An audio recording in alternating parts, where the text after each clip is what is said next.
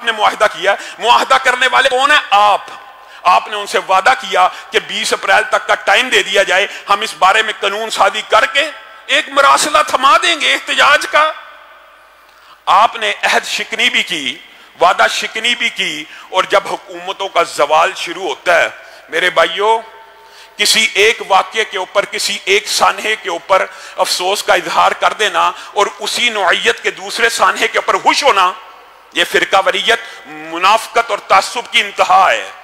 جس طرح 2-3 پولیس والوں کی شہادت پہ ہر دینی طبقے نے ان کی شہادت کے اوپر غم و غصے کا اظہار کیا اور کہا یہ نہیں ہونا چاہیے، اسی طرح آج پاکستان کی تمام مذہبی جماعتیں اس بات کے اوپر متفق ہیں کہ جو آج لاہور کی سڑکوں کے اوپر اہل سنت کو ذبح کیا گیا یہ بھی نہیں ہونا چاہیے۔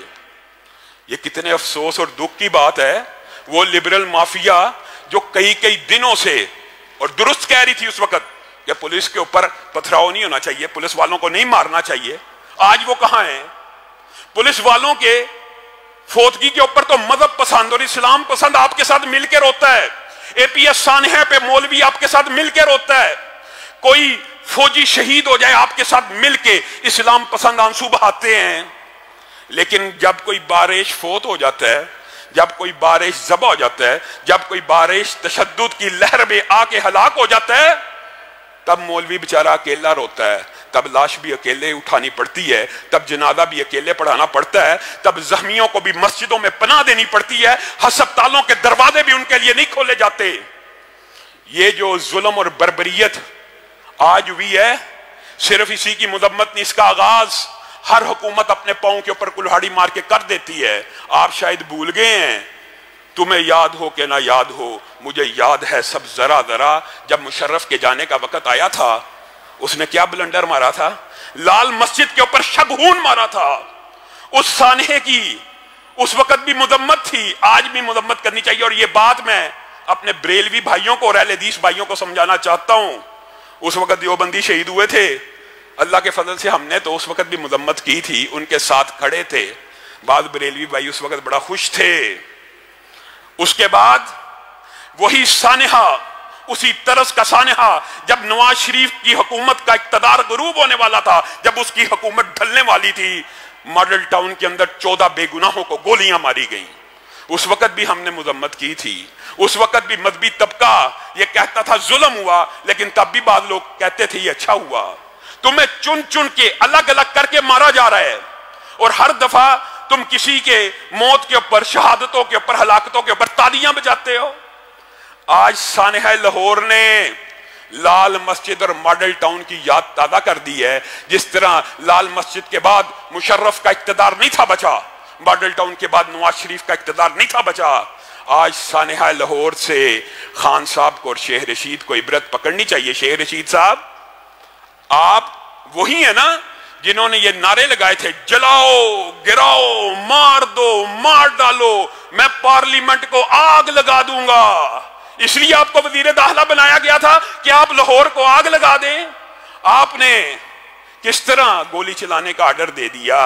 اگر مذہب پسندوں نے پولیس کی موت کے اوپر آپ کا ساتھ دیا کہ نہیں ہونا چاہیے، تو کیا آپ نے یہ سمجھ لیا کہ یہ نہتے اکیلے بیچارے مسلمان ہیں، روزہ رکھے میں ان کے اوپر گولیوں کا آرڈر ہو جائے گا اور آپ جی چاہے جس کو مرضی ذبح کرتے رہیں گے اور کوئی صدائے احتجاج کو بلند نہیں کرے گا؟ یا تو آپ پاکستان کے آئین اور قانون میں آپ نے یہ الفاظ کہے ہیں، ویڈیوز موجود ہیں، آپ کی جماعت کے اوپر کا پابندی لگ رہی ہے، آپ کے اوپر پابندی کیوں نہیں؟ اور آپ کے خان صاحب نے یہ بات بھی کہی تھی، کوئی پولیس والا اگر میرے کارکن کو ہاتھ لگائے گا، روکے گا، گولی چلائے گا، میں عمران خان اس کو اپنے ہاتھ سے پھانسی لگا دوں گا۔ یہ وہی خان صاحب ہیں جو آج ملک کے وزیر اعظم ہیں، ان کی پارٹیوں کے اوپر کا پابندی لگنی ہے۔ یہ صرف سمجھانے کے لیے کہہ رہا ہوں، یہ فاشزم خان صاحب، یہ فاشزم شیخ رشید صاحب، آپ نے ہمیں سنہرے خواب دکھائے، اس قوم کو ماڈل ٹاؤن کے سانحے کے اوپر آپ دن بھر رات احتجاج کرتے رہے، سیاست کرتے رہے۔ آج کہنے میں ہم حق بجانب ہیں، اس وقت ہم یہ سمجھتے تھے آپ احتجاج کر رہے ہیں اور آپ اس بات کو ناپسند کرتے ہیں کہ پولیس والے عوام کے اوپر گولیاں چلائیں، لیکن آج ثابت ہو گیا آپ اس وقت سیاست کر رہے تھے۔ آپ نے ماڈل ٹاؤن کے 14 قتلوں کے اوپر جتنی سیاست کرنی تھی کر لی۔ آج آپ نے کس اصول کے تحت ان نہتے مسلمانوں کے اوپر گولی چلانے کا آرڈر دیا ہے؟ کیوں دیا ہے؟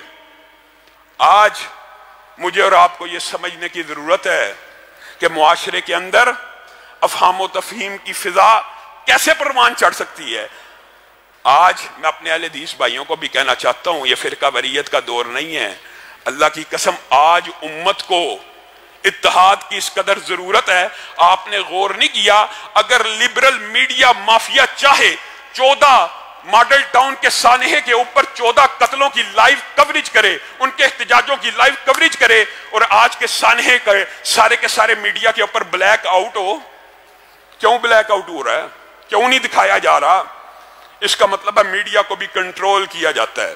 میڈیا بھی صرف تب بھی حق کی آواز اٹھاتا ہے جب اس کے اپنے مفادات ہوں۔ اس کی مثال ماڈل ٹاؤن کے سانحے کے علاوہ ایک اور بھی ہے، اور میں بات ڈکے چھپے الفاظ میں کہنا چاہتا ہوں تاکہ فرقہ واریت کو ملک میں ہوا نہ دی جائے۔ ہزارہ والے اگر بے گناہ شہید ہوں، میڈیا ان کو پراپوگیٹ تو کرے اور حکومت کے اوپر دباؤ ڈالے، کبھی فلاں وزیر جا رہا مذاکرات کرنے، کبھی فلاں وزیر جا رہا مذاکرات کرنے، حتیٰ کہ اتنا دباؤ ڈالا گیا کہ خان صاحب اب خود جائیے، آپ خود جائیے، جب تک آپ نہیں جائیں گے یہ دھرنا ختم نہیں ہوگا۔ خان صاحب کو بھی جانا پڑ گیا، خان صاحب کو بھی جانا پڑ گیا۔ تو اگر ہزارہ والے کے لیے جانا چاہیے، اعتراض ہمیں نہیں ہے، مذاکرات ہونے چاہیے، نہیں تصادم ہونا چاہیے، لیکن اگر ہزارہ والوں کے لیے خان صاحب جا سکتے ہیں تو اس دھرنے کے اوپر جو ملتان روڈ کے اوپر جاری تھا، اس کو ختم کرنے کے لیے مذاکرات نہیں ہو سکتے؟ اس کو ختم کرنے کے